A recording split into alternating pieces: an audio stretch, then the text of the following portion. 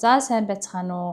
Өнөөдрийнхөө дугаараар герман хэлний персонал прономен буюу биеийн төлөөний үгийн талаар сурцгаая. За биеийн төлөөний үг гэж юу вэ?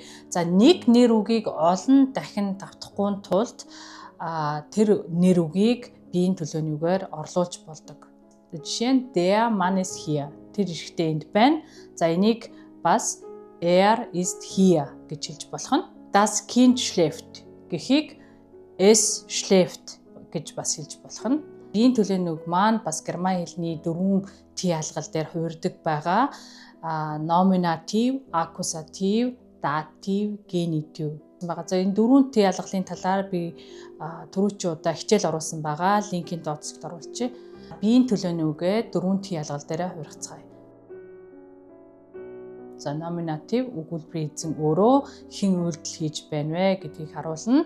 За хэн юу гэсэн асуултанд хариулагддаг. Ich, du, sie, es, wir, ihr, sie, sie. За герман хэлэнд үйл үг биеийн төлөөний үгтэй заавал тохирч хувирдаг.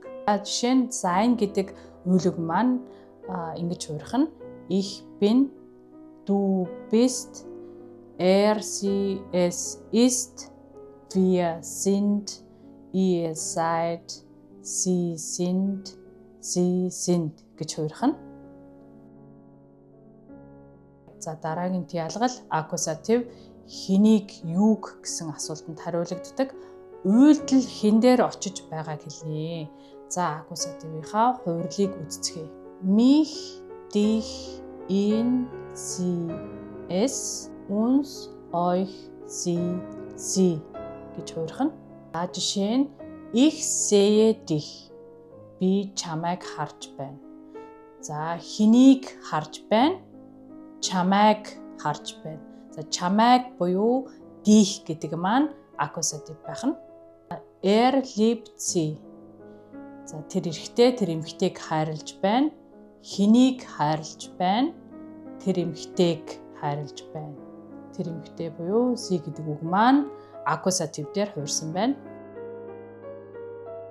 За dativ хэнд юунд гэсэн асуултанд хариулагддаг. Хэнд ямар нэгэн зүйл тохиолдож байгаа эсвэл хэнд ямар нэгэн зүйл өгөгдөж байгааг харуулдаг. Dativ-ийн хувирлаа үзцгээе. Mir, dir, ihm, ihr, ihm, uns, euch, ihnen гэж хувирах нь. За жишээ нь ich gebe dir ein Buch. Чамд ном өгч байна. Хэнд ном өгч байна. Чамд ном өгч байна. Чамд буюу dir гэдэг маань dativ байх нэ. Genitiv буюу харьяалахын t алгал. Хэний юуны гэсэн асуултанд хариулагддаг. За хувирлаа үзцгээе. Meine, deine, seine, ihre, seine, unsere, eure, ihre. За жишээ нь der Vater meiner Freundin. Манай найзын аав. За өнөөдрийнхөө дугаараар герман хэлний биеийн төлөөний үг маань нэр үгийг орлож болдог юм байна гэдгийг сурлаа. За мөн герман хэлний үйл үг үргэлж биеийн төлөөний үгтэй тохирч хувирах ёстой юм байна гэдгийг мэдэж авлаа.